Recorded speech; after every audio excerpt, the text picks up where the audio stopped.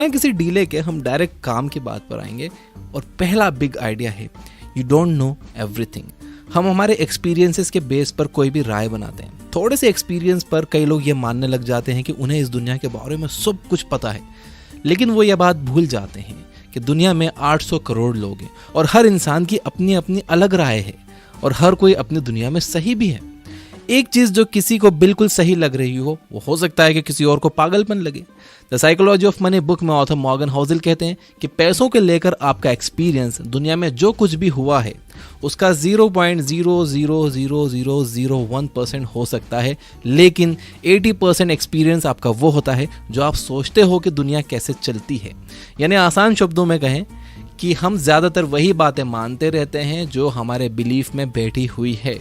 जैसे अगर किसी के अंकल को 20 साल पहले स्टॉक मार्केट में नुकसान हो गया था तो हम ये मान के बैठ जाते हैं कि स्टॉक मार्केट में सिर्फ नुकसान ही होता है। जैसे अगर किसी के मामा को रियल एस्टेट में नुकसान हो गया तो हम ये मान कर बैठ जाते हैं कि रियल एस्टेट में तो नुकसान ही होता है। किसी के भाई का बिजनेस डूब गया तो हम ये मान के बैठ जाते हैं कि बिजनेस तो बिल्कुल नहीं करना है। एक और एग्जांपल देता हूँ। 1970 में पैदा हुए लोगों ने इंडेक्स फंड का बूम देखा होगा। उन्हें इंडेक्स फंड सबसे अट्रैक्टिव इन्वेस्टमेंट लगेगा, जबकि 90s में पैदा होने वाले लोगों को क्रिप्टो करेंसी अट्रैक्ट कर सकती है। तो कहने का मतलब यह है कि आपको खुद को लिमिट नहीं करना चाहिए। आपको सिर्फ अपने एक्सपीरियंसेस के बेस पर फाइनेंशियल डिसीजन नहीं लेने चाहिए, बल्कि आपको फाइनेंशियल किताबें पढ़नी चाहिए, वीडियोस देखने चाहिए, सेमिनार्स अटेंड करने चाहिए, जहां से भी आप दूसरों के एक्सपीरियंसेस से सीख सकते हो, जहां से भी आपको और इन्फॉर्मेशन मिल सकती है। आपको पूरी कोशिश करनी चाहिए वो इन्फॉर्मेशन लेने के लिए, और फिर आपको अपने फाइनेंशियल डिसीजन इस इन्फॉर्मेशन और एक्सपीरियंसेस के बेस पर लेने चाहिए, इमोशन के बेस पर नहीं। Second big idea, nothing is as good और as bad as it seems. ये दुनिया इतनी ज्यादा कॉम्प्लिकेटेड है कि हमारा दिमाग भी इसे पूरी तरह से समझ नहीं सकता, और अक्सर हमारे एक्शंस के रिजल्ट्स हमारे हाथ में नहीं होते। हमारा रिजल्ट्स पर कोई कंट्रोल नहीं होता। जैसे कि मान लो कि कोई एंटरप्रेन्योर है, उसने एक बहुत अच्छा प्रोडक्ट बना लिया है। अब उसे लग रहा है कि टाइमिंग भी सही है और कंज्यूमर सेंटिमेंट भी उसके फेवर में, लेकिन कोई डिजास्टर आ जाता है और सारा मार्केट डिस्टर्ब हो जाता है और उस एंटरप्रेन्योर का प्लान बेकार हो जाता है, जैसे कि 2020 में कोविड के दौरान हुआ था। ऐसे रिस्क का कोई अंदाजा नहीं लगा सकता। ऑथर मॉर्गन हाउसेल कहते हैं कि नथिंग इज एज गुड और as bad as it seems, यानी जो दिख रहा है वो उतना अच्छा या उतना बुरा नहीं होता। जब भी आप फाइनेंशियल डिसीजन लो, चाहे खुद के लिए या दूसरों के लिए, आपको उसमें लक और रिस्क को ध्यान में रखना चाहिए। कोई भी एक सक्सेस स्टोरी सुनकर, किसी की स्टोरी फोर्ब्स में देखकर डिसीजन नहीं लेना चाहिए, या किसी का एक फेलियर सुनकर आइडिया भी ड्रॉप नहीं करना चाहिए। हो सकता है कि उन लोगों को किसी आउटसाइड रीजन की वजह से सक्सेस मिली हो या फेलियर मिला हो। इसे सर्वाइवरशिप बायस कहते हैं। इस पर मैंने एक बहुत ही इन्फॉर्मेटिव वीडियो बनाई है जो आपके सोचने का तरीका बदल देगा। मैं यहाँ आई बटन में लिंक दे दूंगा, डिस्क्रिप्शन में भी दे दूंगा, आप वो जरूर देखना। आप इस पूरे टॉपिक को उससे समझ लोगे कि किसी भी एक सक्सेस को देखकर या किसी एक फेलियर को देखकर अपने परमानेंट डिसीजन नहीं लेने चाहिए। आपको करना यह है कि अपने गोल्स तक पहुंचने के लिए काम करते रहो, गलतियों से सीखो, अपनी भी और दूसरों की भी। दूसरों की गलतियों से सीखना बहुत जरूरी है। अगर आप सिर्फ अपनी ही गलतियों से सीखोगे तो आपकी जिंदगी छोटी पड़ जाएगी। और कभी भी सक्सेस को सर पर मत चढ़ने दो, और फेलियर से डिस्करेज भी नहीं होना है। थर्ड आइडिया है, how much is enough for you. इस इकोनॉमी में और साथ ही हाईएस्ट इन्फ्लेशन में एक जॉब पर डिपेंड होना बिल्कुल अच्छा आइडिया नहीं है। एक साइड हसल होना बहुत अच्छा है, और उससे भी अच्छा है कि आपकी मल्टीपल इनकम स्ट्रीम्स हो। लेकिन खुद से पूछिए कि आपके लिए कितना पैसा काफ़ी होगा, क्योंकि हमेशा पैसों के पीछे भागना आपकी मेंटल हेल्थ के लिए सही नहीं होगा। ये माइंडसेट आपको लालच की तरफ ले जाएगा, और लालच ने अच्छे अच्छे स्मार्ट लोगों को बर्बाद किया है पास्ट में। इस जाल से बचने के लिए ऑथर मॉर्गन हाउसेल 2 प्रैक्टिकल तरीके बताते हैं। Number 1, stop moving the goal posts. अपने लिए एक फिक्स फाइनेंशियल गोल सेट करो, और जब आप उसे अचीव कर लो तो आराम करो। अपने हार्ड वर्क से मिले रिजल्ट को एंजॉय करो। आप तब तक खुश रहोगे जब तक आप अपने एक्सपेक्टेशंस को काबू में रखोगे। Number 2, never compare yourself to others. आपकी लाइफ आपकी है, आपको यहाँ तक लाने वाले थॉट्स आपके हैं, ओपिनियंस आपकी हैं, डिसीजंस आपके हैं। इसलिए खुद को दूसरों से कंपेयर करने का सवाल ही नहीं उठना चाहिए। दूसरों से खुद को कंपेयर करोगे तो आपको जलन भी होगी और आपका मेंटल पीस भी खत्म हो जाएगा। Fourth big idea, understand the power of compounding. इस यूनिवर्स में एक प्रोसेस चलती है जिसके हिसाब से आपके एक कदम का रिजल्ट आपके अगले कदम की सीढ़ी की तरह होता है। जैसे कि उस बहते हुए पानी के बारे में सोचिए जो ओवर द टाइम पत्थरों का शेप बदल देता है। ऑथर मॉर्गन हाउसेल कहते हैं कि दौलत बनाने के लिए भी सिमिलर पैटर्न फॉलो करना होता है। समझदारी से इन्वेस्ट करना तो जरूरी है, लेकिन बड़ी दौलत बनाना इस बात पर डिपेंड करता है कि आप कितने लंबे टाइम से इन्वेस्टेड हो। वॉरेन बफेट की वेल्थ $84 बिलियन से, जिसमें से $18 बिलियन उन्होंने 65 की उम्र के बाद कमाए हैं। चलिए जिम साइमंस और वॉरेन बफेट के अचीवमेंट को कंपेयर करते हैं। जिम साइमंस को दुनिया का ग्रेटेस्ट इन्वेस्टर कहा जाता है क्योंकि उन्होंने अपनी कैपिटल पर 66% का रिटर्न जनरेट किया है। दूसरी तरफ वॉरेन बफेट ने सिर्फ 22% का रिटर्न जनरेट किया है। ये नंबर देखकर लगता है कि साइमंस की वेल्थ वॉरेन बफेट से कहीं ज्यादा होगी, जबकि ऐसा नहीं है। वॉरेन बफेट जिम साइमंस से कहीं ज्यादा अमीर है। कैसे? आंसर है कंपाउंडिंग। जैसे साइमंस ने 50 साल की उम्र में इन्वेस्टिंग शुरू की, वहीं वॉरेन बफेट ने 10 साल की उम्र से इन्वेस्टिंग शुरू कर दी थी। छोटे छोटे एफर्ट्स कंसिस्टेंटली लंबे टाइम तक करने से एक्स्ट्रा ऑर्डिनरी रिजल्ट्स मिलते हैं। जेम्स क्लियर ने अपने बुक एटॉमिक हैबिट्स में इस बात को बहुत अच्छे से समझाया है। Fifth big idea, getting rich versus staying rich. Internet और सोशल मीडिया के बढ़ने से एक साइड हसल शुरू करना ज्यादा मुश्किल नहीं रहा है। आप स्टॉक्स में इन्वेस्ट कर सकते हो, क्रिप्टो में इन्वेस्ट कर सकते हो, क्विक प्रॉफिट्स बना सकते हो। ठीक ठाक कैपिटल, नॉलेज और रिस्क लेने की हिम्मत से आप अमीर तो हो सकते हो, लेकिन अमीर बने रहना ये मुश्किल पार्ट है। आप किसी भी बड़े शहर में चले जाओ, रोड्स पर आपको अट्रैक्टिव एड्स दिख जाएंगे, बल्कि आपके फोन में ही pre approved credit card, low cost loan, loyalty points, gift coupon जैसी कस्टमर्स को ललचाने वाली चीजें आपको मिल जाएंगी। देखो आज के टाइम में अगर कमाना आसान हुआ है तो खर्च करना उससे कहीं ज्यादा आसान हो गया है।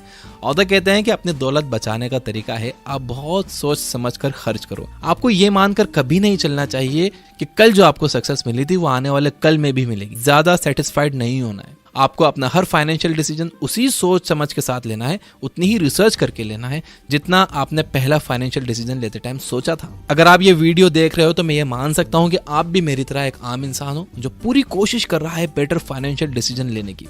इस दुनिया का इकोनॉमिक सेटअप कुछ इस तरह का है कि हमारे जैसे आम लोगों के हाथ में ये नहीं होता कि हमारे पैसों के साथ क्या होगा। इन्फ्लेशन जैसे माइक्रो इकोनॉमिक फैक्टर्स डिसाइड करते हैं कि हमारे पैसे की वैल्यू क्या होगी। लेकिन एक चीज जो हम लोग कंट्रोल कर सकते हैं वो है खर्चा। पैसे बचाना एक कला है और पैसा बचता है किफायतशारी से। और यहाँ कंफ्यूज नहीं होना है, किफायतशारी और कंजूसी में बहुत फर्क है। अगर मैं आसान शब्दों में इन दोनों के बीच का फर्क बताऊं तो वो ये है, किफायतशारी का मतलब है पैसा वेस्ट करने की इच्छा का ना होना, कंजूसी का मतलब है कि सिरे से पैसा खर्च करने की ही इच्छा ना होना। अब इसके लिए आपको अपने नीड्स और वांट्स में फर्क समझना बहुत जरूरी है। एक नीड वो है जो जिंदगी जीने के लिए जरूरी है, जो आपके काम के लिए जरूरी है, और वांट वो है कि किसी भी चीज से आप अट्रैक्ट हो रहे हो कि यार ये चाहिए ही मुझे, ये चीज कितनी कूल है, जबकि आपको पता है कि आपको उस चीज की जरूरत नहीं है। तो नीड और वांट में अगर आप फर्क करना सीख गए तो कोई भी चीज खरीदने से पहले आपने अगर उसे नीड और वांट के तराजू पर तोल लिया तो आप पैसे बचा लोगे। Big idea number 6, law of large numbers. Law of large numbers एक एक्सपेरिमेंट को कई बार रिपीट करने से मिले रिजल्ट्स को प्रिडिक्ट करता है। यानी अगर आप एक एक्सपेरिमेंट बार बार करोगे तो आपके सक्सेसफुल होने के चांसेस भी बढ़ जाएंगे। एज एन एंटरप्रेन्योर आप अपने काम में भी law of large numbers apply कर सकते हो। 10x बड़ा सोचो, 10x ज्यादा मेहनत करो। मैसिव एक्शंस ही आपको मैसिव रिवॉर्ड्स दिलाते हैं। अगर आपके गोल्स 10 गुना बड़े हुए और आप उन्हें पूरी तरह से अचीव भी नहीं कर पाए तो भी आप जीत जाओगे। ये बात कही है ग्रांट कार्डोन ने अपनी बुक द 10x रूल्स में। Law of large numbers investment में डाइवर्सिफिकेशन के साथ भी परफेक्टली काम करता है। अगर आपका लार्ज पोर्टफोलियो है तो आप किसी एक स्टॉक पर डिपेंड नहीं रहोगे, उसमें भी आपके जीतने के चांसेस बढ़ जाएंगे, बशर्ते कि आपके पोर्टफोलियो में ठीक ठाक नंबर्स में कंपनियां अच्छा परफॉर्म कर रही हों। ऑथर कहते हैं कि आप हाफ ऑफ द टाइम गलत हो सकते हो, फिर भी अच्छा रिटर्न बना सकते हो। यही बात मेरे साथ इन्वेस्टमेंट में सच हुई है। मेरे स्टॉक पोर्टफोलियो में 14 स्टॉक्स हैं, जिसमें से 7 लॉस में चल रहे हैं, और जो बाकी के 7 हैं जो प्रॉफिट में चल रहे हैं, उन्होंने मेरे ओवरऑल इन्वेस्टमेंट का, मेरे ओवरऑल कैपिटल का 40% रिटर्न दिया है। एंड 40% रिटर्न बहुत बड़ी चीज है। तो आपको पैसा कमाने के लिए परफेक्ट होने की जरूरत नहीं है। आधा टाइम आप गलत होकर भी अच्छा पैसा कमा सकते हो। Big idea number 7, be time rich. आपको क्या लगता है ज्यादा पैसा कमाने का अल्टीमेट बेनिफिट क्या है? क्या यह फेम है या कुछ भी खरीद सकने की पावर है? ऑथर मॉर्गन हाउसेल कहते हैं कि पैसा का ग्रेटेस्ट डिविडेंड है आपका अपने टाइम पर कंट्रोल होना। कई स्टडीज ने यह बात साबित की है कि जो लोग खुद को खुश मानते हैं उनके पास टाइम की फ्रीडम होती है। वो लोग अपनी मर्जी से कहीं भी आ जा सकते हैं, कोई भी काम कर सकते हैं। वो किसी एक चीज से बंधे हुए नहीं होते कि यहाँ रोज 8 घंटे देना ही है। एंड इसलिए पैसा जरूरी है। पैसा होने का मतलब है कि आपके पास लाइफ में ऑप्शंस होंगे। इसका मतलब है कि आपको एक टॉक्सिक वर्क प्लेस में जबरदस्ती बैठना नहीं पड़ेगा। इसका मतलब है कि जब आप अच्छा फील नहीं कर रहे तब भी आपको खुद को काम पर जाने के लिए फोर्स नहीं करना पड़ेगा। ऑथर कहते हैं कि हाईएस्ट फॉर्म ऑफ वेल्थ ये एबिलिटी है कि आप रोज सुबह उठकर ये कह सको कि आज मैं जो चाहूं वो कर सकता हूं। तो सबसे पहले आपका गोल होना चाहिए एक इमरजेंसी फंड बनाने का, यानी इतना पैसा जमा कर लो कि अगर 6 महीने तक आप कोई भी काम ना करो तब भी आप आसानी से सर्वाइव कर सको।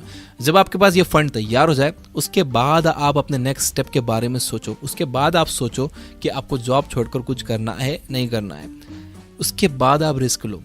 पहले इमरजेंसी फंड बनाना बहुत ज़रूरी है। अल्टीमेटली आपका गोल आपके अर्निंग को अपनी लाइफ के साथ जोड़ने का होना चाहिए, यानी एक ऐसी लाइफ जिसमें आपका अपने टाइम पर कंट्रोल हो। यानी आपका गोल होना चाहिए इस तरह से पैसा कमाने का कि जिसमें आपका अपने टाइम पर कंट्रोल हो, यानी आपको अपने काम में पूरे टाइम नहीं लगा रहना पड़े, आपको काम करने रोज नहीं जाना पड़े। याद रखिए कि सिर्फ बेशुमार पैसा कमाना काफ़ी नहीं है, आपके पास उसके रिटर्न्स एंजॉय करने के लिए टाइम भी होना चाहिए। बिग आइडिया नंबर 8, ये आइडिया मैंने अपने पर्सनल चैनल पर भी थोड़े दिन पहले बताया था। Luxury is normal. आपने सड़क पर कई बार कोई शानदार स्पोर्ट्स कार देखी होगी। अब जरा आप ये याद करने की कोशिश करो कि उस कार को जो इंसान चला रहा था क्या वो आपको याद है? 99% चांसेस है कि आपको बस अपना एक्साइटमेंट याद होगा कि आप उस कार को देखकर कितने एक्साइटेड हुए थे, लेकिन उस कार को कौन चला रहा था ये आपको बिल्कुल याद नहीं होगा। Luxury items definitely eye catching होते हैं और यही उनका पर्पस भी होता है। ऑथर कहते हैं कि आप अपने लग्जरी आइटम से जितने इंप्रेस होते हो उतना और कोई इंप्रेस नहीं होता। ऑथर कहते हैं कि आपको लगता है कि लोग आपका लग्जरी आइटम देखकर आपसे इंप्रेस हो रहे हैं, जबकि आपसे इंप्रेस कोई नहीं होता। डे टू डे लाइफ में आपको एक कार की जरूरत होती है, सिर्फ किस लिए? पॉइंट ए से पॉइंट बी जाने के लिए। एक नॉर्मल कार भी आपको पॉइंट ए से पॉइंट बी ले जाएगी और एक फरारी भी सेम काम करेगी। फर्क यह है कि फरारी के लिए बहुत ज्यादा पैसा लगता है और उसे मेंटेन करने के लिए और भी ज्यादा पैसा लगता है। सारे स्टेटस सिंबल सेम होते हैं, टेम्पटिंग होते हैं, बट अल्टीमेटली पॉइंटलेस होते हैं।